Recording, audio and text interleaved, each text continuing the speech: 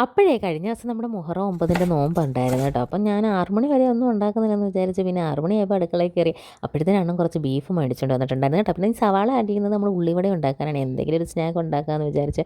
എനിക്കും നാത്തൂനും മാത്രമേ ഉള്ളായിരുന്നു നോമ്പ്, പിള്ളേർ സെറ്റിന് ആർക്കും നോമ്പില്ലായിരുന്നു കേട്ടോ. അപ്പോൾ ചെറുതായിട്ടൊരു ചെറിയ ഉള്ളിവടയും തട്ടിക്കൂട്ടി ഉണ്ടാക്കി. പിന്നെ ഏത്തപ്പഴം ഒന്നും ഇല്ലായിരുന്നു, പിന്നെ ഈത്തപ്പഴം ഉണ്ടായിരുന്നു. അപ്പം ഞാനത് കലക്കിയാണെങ്കിൽ അതിനകത്ത് അണ്ടിപ്പരിപ്പൊക്കെ വെച്ചാട്ടെ ഈത്തപ്പഴം പൊരിച്ച് കഴിക്കുന്നത് നല്ല ടേസ്റ്റാണ് കേട്ടോ. എനിക്ക് ഭയങ്കര ഇഷ്ടമായിട്ടുള്ളൊരു സംഭവമാണ് ഇത് കേട്ടോ. അപ്പോൾ അതും ഉണ്ടാക്കി.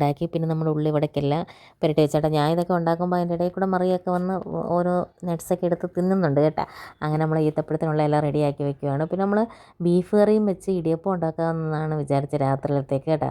ഞാൻ ഈ ഈത്തപ്പഴം പൊരിക്കുന്നതിനകത്ത് നമ്മുടെ ഏത്തയ്ക്കാപ്പം ഉണ്ടാക്കുന്ന അതേ ബാറ്റർ തന്നെയാണ്, ഗോതമ്പ് പൊടിയാണ് ഇവിടെ എടുത്തേക്കുന്നതിനകത്ത്. മഞ്ഞൾപ്പൊടിയും ഉപ്പും കുറച്ച് ജീരകവും പിന്നെ ഇച്ചിരി സോഡാപ്പൊടിയും കൂടി ഇടുമ്പോൾ നല്ല മയം വരും കേട്ടോ. അങ്ങനെ ഈത്തപ്പഴം എല്ലാം പൊരിച്ചെടുത്ത്. പിന്നെ നമ്മുടെ ഉള്ളിവട റെഡിയാക്കി. പിന്നെ ആപ്പിൾ അരിഞ്ഞ് പിന്നെ മുസമ്പി അരിഞ്ഞതിന് മുട്ട പുഴുങ്ങിയതുണ്ടായിരുന്നു, ഞാൻ അതെടുത്ത് വെക്കാൻ മറന്നുപോയി. പിന്നെ സമയമായപ്പോൾ നമ്മൾ എടുത്ത് വെച്ച് കഴിക്കുന്നുണ്ട് കേട്ടോ. പിന്നെ നമ്മളെക്കാട്ടിലും ധൃതി ഇവിടെ കൊച്ചു കുട്ടീസിനില്ലേ അവർ, അപ്പം മറിയൊക്കെ വന്നിരുന്ന് കഴിച്ചിട്ട് നല്ലതാണെന്നൊക്കെ പറഞ്ഞുകൊണ്ടിരിക്കുന്നത്. പിന്നെ അടുത്തൊരു ട്വിസ്റ്റ് ഉണ്ട് കേട്ടോ. ഞാൻ മകരിപ്പൊക്കെ നമസ്കരിച്ച് കഴിഞ്ഞാണ് ബീഫ് കറി വെക്കാൻ ഒരുങ്ങിയത്. കുക്കർ അങ്ങോട്ട് എടുത്ത് അടുപ്പേ വെച്ചതും ഗ്യാസ് തീർന്നു. പിന്നെ അടുത്ത വീട്ടിൽ പോയി ഗ്യാസൊക്കെ എടുത്തുകൊണ്ട് വന്ന് റെഡിയാക്കി. പിന്നെ വീഡിയോ ഒന്നും എടുത്തില്ല കേട്ടോ.